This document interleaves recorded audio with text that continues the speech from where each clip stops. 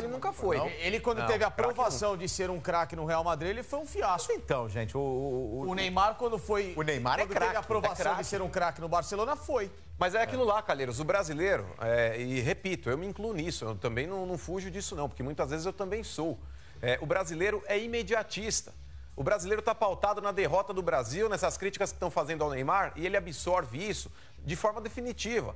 Aí daqui, sei lá, um ano, quando começar a Copa América no Brasil, se o Neymar virar uma estrela e um protagonista novamente, vão falar, nossa, agora o Neymar já é melhor do que o Ronaldinho Gaúcho e o Ronaldo juntos. Então, é esse tipo de comportamento que não pode existir. O brasileiro ele não pode ser tão radical e agir como se só tivesse o preto ou o branco. Existe o cinza, tem o meio termo.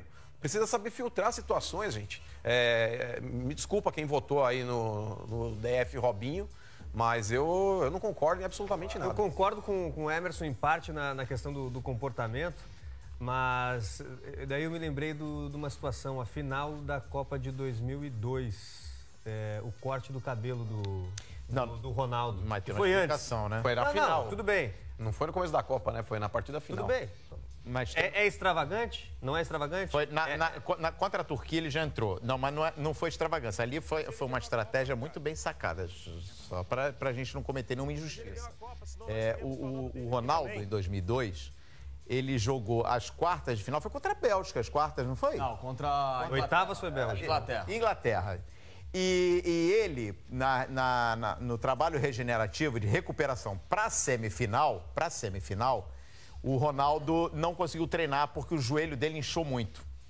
Então, para evitar, e aí foi uma jogada de mestre, para evitar que se falassem do joelho do Ronaldo, que o joelho do Ronaldo e a limitação do Ronaldo virasse assunto, o Ronaldo meteu um corte que virou o tema da seleção. Ele desviou o foco. É mais ou menos por aí, Emerson? Eu estou falando muita besteira aqui. Mas foi uma estratégia para desviar foco. É uma estratégia, só que só relembrando, o Ronaldo ganhou aquela Copa também.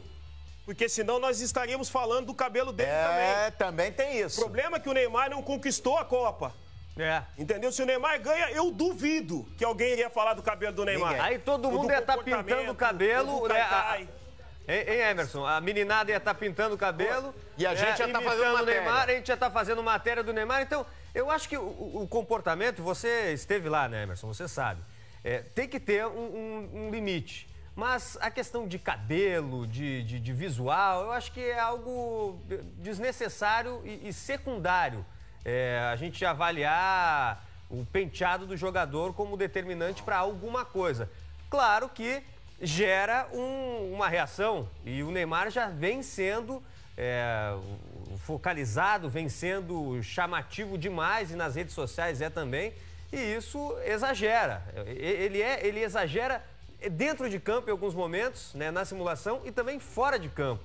Mas é aquilo que você falou antes, a gente não tem o poder de educá-lo, né? E o Neymar dentro de campo, que interessa mesmo pra gente, dentro de campo, ele fez uma boa Copa.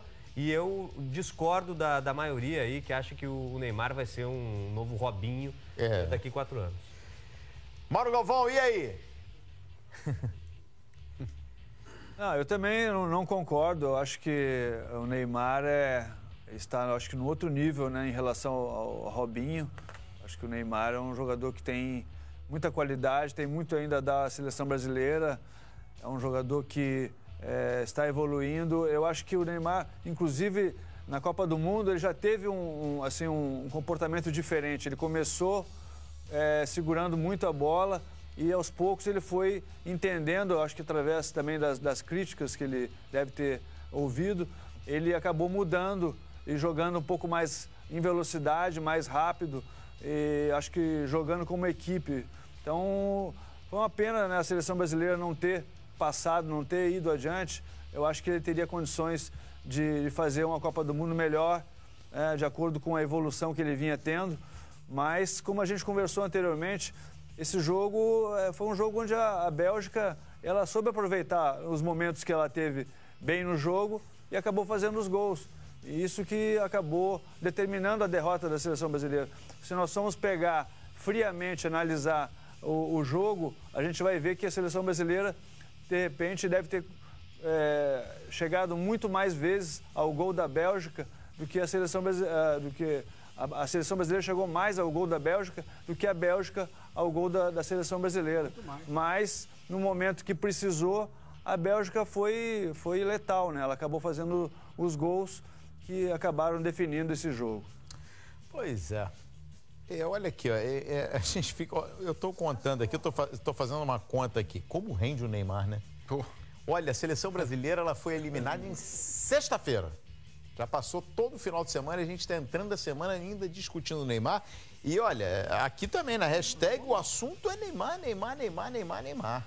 Impressionante, né? Como rende o Neymar. E esse é um tema que realmente ele vai durar até o dia que o Neymar se pronunciar e a gente poder fazer uma interpretação realmente do que ele está pensando sobre isso tudo. Mas o Emerson, agora há pouco, no comentário dele, e trazendo aqui os dados da seleção na Copa do Mundo, né? A questão do equilíbrio. A seleção foi para o jogo contra a Bélgica, em 4 partidas, sofrendo um gol apenas. E assim mesmo um gol que gerou muita polêmica na estreia contra a Suíça. Quer dizer, tinha uma defesa que a gente estava elogiando muito aqui. A entrada do Fagner acho que foi uma surpresa positiva. A zaga, Thiago Silva e Miranda, a zaga fez uma boa Copa do Mundo. Sim. E do lado esquerdo, muita gente ainda discute se o Marcelo deveria ter voltado contra a Bélgica, se não bastante. Mas o Emerson disse ali, o problema é que é uma seleção que não soube fazer gols. E a gente está falando do Neymar, há mais de uma hora, Eugênio. Sim. E o Gabriel Jesus?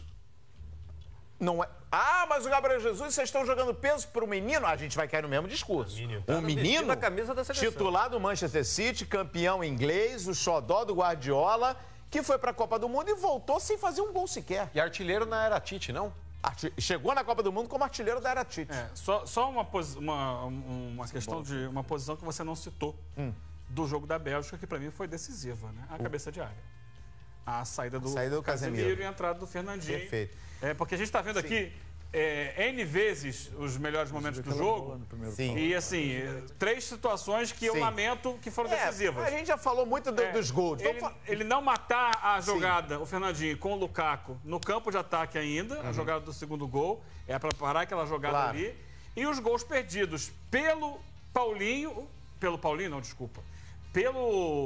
Coutinho e pelo Renato Augusto. 2 situações de gol claríssimas. Sim. E eles chutaram para fora. Mas e o Gabriel? O Gabriel Jesus não devia ter sido titular da seleção brasileira nessa Copa do Mundo. Estava muito claro que ele não atravessava um bom momento, que o Roberto Firmino vinha jogando melhor que ele e que o Brasil enfrentou seleções com zagas muito altas, contra as quais ele desaparecia pela estatura. O Gabriel Jesus poderia ter jogado talvez um pouco mais atrás, vindo de trás para chegar no ataque, ou pelo lado do campo, mas não como centroavante. Ele fez uma movimentação tática num jogo ou em outro. O Firmino teria feito também. Isso daí é só seguir a orientação, puxa a marcação para lá e para cá. Esse foi um erro do Tite, e eu não sei motivado exatamente por quê, mas que muita gente, inclusive eu, vinha apontando. Não era para ser o Gabriel Jesus. Aliás, a imprensa inglesa, onde jogam Gabriel Jesus e Roberto Firmino, não entendia por que cargas d'água na seleção brasileira jogava o Gabriel Jesus, se o Firmino mostrou ao longo de toda a temporada muito mais qualidade do que o Gabriel Jesus. Aí é uma coisa que o Tite é uma questão pessoal dele. Ele fez a opção e foi até o fim. Para mim, uma opção errada. Até imaginava que contra a Bélgica o Gabriel Jesus teria condições de explorar a velocidade dele. Jesus... O Gabriel tirou no segundo tempo. Mas ainda assim, você teve um jogador que atuou por boa parte do jogo sem mudar o panorama, Gabriel Jesus, o Fernandinho, que inexplicavelmente não saiu do jogo, e para mim, individualmente, entre derrotas e seleção brasileira, em eliminações em Copas do Mundo, foi a pior atuação individual de um jogador que eu já vi, a do Fernandinho, e o Marcelo. Vamos lá, a gente já discutiu, a gente já analisou a derrota contra a Bélgica por todos os lados. Estamos entrando num foco aqui agora, que é o Gabriel Jesus, tá? Porque se a seleção brasileira mostrou um equilíbrio e tem números interessantes, sim, de acordo com as estatísticas da Copa do Mundo, e o Emerson lembrou ali que foi uma seleção que teve dificuldade para fazer gols. Quando a gente fala em gols, a gente pensa no nosso centroavante, que chegou na Copa do Mundo como artilheiro da era Tite e chega na Copa sem balançar as redes. Há quem diga que ele foi prejudicado porque teve obrigações táticas nos primeiros jogos. Mas eu sinceramente, eu custo a entender isso, porque ele tinha suas obrigações também quando o Renato Augusto perdeu a vaga no time titular antes da Copa. E mesmo assim ele fazia gols. Exato. O que houve com o Gabriel Jesus? Então, Calheiros, jogou mal, cara. Sentiu o peso de uma Copa do Mundo. Essa é a real explicação. E isso pode acontecer, cara. Acontece. O Emerson já jogou Copas do Mundo, o Mauro Galvão jogou Copas do Mundo.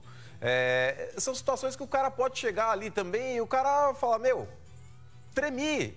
O cara é ser humano, cara. Olha a pressão que é. Ninguém tem que condenar ninguém. Pegar e falar, nossa, o cara é um pipoqueiro. Não é isso. Não é isso. Mas, por exemplo, o Gabriel Jesus, ele não vivia um bom momento na Inglaterra, diferente do Firmino, que ao lado do Salah e do Mané, carregaram o Liverpool nas costas. Ponto. O Tite, por mais respeito que ele tem ao Gabriel Jesus, mas, por exemplo, ele sacou o Marquinhos, que ao lado do Miranda foram os dois zagueiros que mais jogaram na era Tite.